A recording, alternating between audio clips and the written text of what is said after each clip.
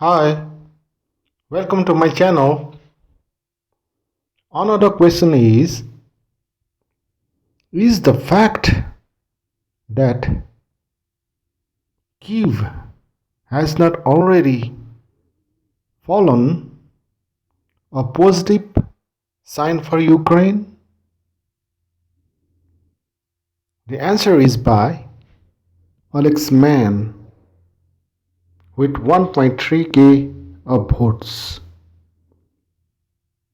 You need a lot of different things to win a war. You need resources like oil and steel, brilliant minds that invent weapons, the ability to turn resources into weapons, and manpower to wield those weapons. However, there is one thing more important than all, and it's the will to fight. With a strong enough will to fight, any nation can win a war. History is riddled with great examples. Take Vietnam, where a tiny Asian nation bested the mighty USA. There is no reality where Vietnam should have been able to defeat the US, and yet they did. Why? Because of their will to fight. The Vietnamese believed they were fighting for their freedom and their futures. They were unwilling to surrender, to quit, no matter the losses. The US, meanwhile, didn't want to fight, and so any losses were seen as unacceptable. Thus, Vietnam held out despite millions of dead, while the US quit the war at only 50,000 dead. Only when both sides have an equal will to fight do factors like logistics, supply, manpower, and technology matter. So far, it appears Ukraine has a strong will to fight. They are not lying down and taking it. They know they are disadvantaged, and they know they are outclassed, yet they are holding out on all fronts ferociously and with tenacity.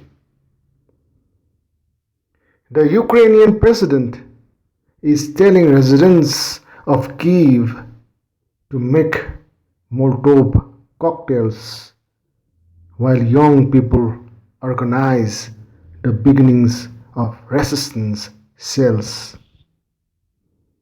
For Ukraine, it's the best case scenario, minus NATO entering the war on their side. For Russia, this spells trouble. 1. The financial and military cost of this conquest will likely exceed expectations, and Russia isn't exactly rich. The sanctions are also hurting Russia's economy, further compounding the cost of this conflict. 2.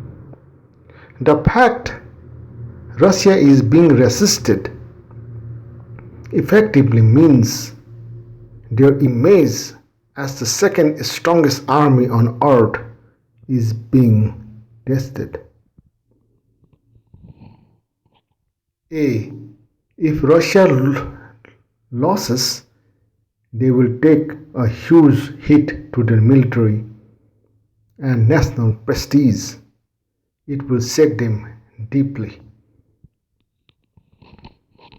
3. Even if Russia manages to conquer Ukraine, the Ukrainians will resist. This means Russia will have to occupy the country for a long period of time and fight underground resistance cells. A. Historically, Russia has not done well in this style of war. Chechnya and Afghanistan were both disastrous to some degree for the Russians. B. Can Russia afford a long-term occupation?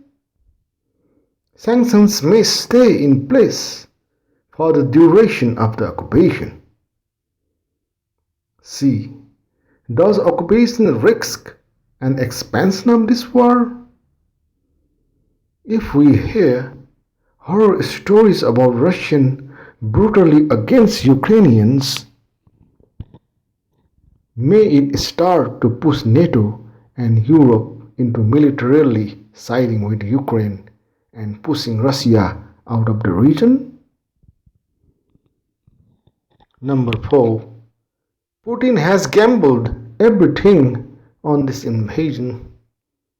He has pissed off NATO and all of Europe, which resulted in stiff sanctions. There are protests all over Russia against the war as we speak. If Putin loses here, it will ruin him politically. Now, things could change from here. The Ukrainians may crack and Russia may steamroll its way to victory.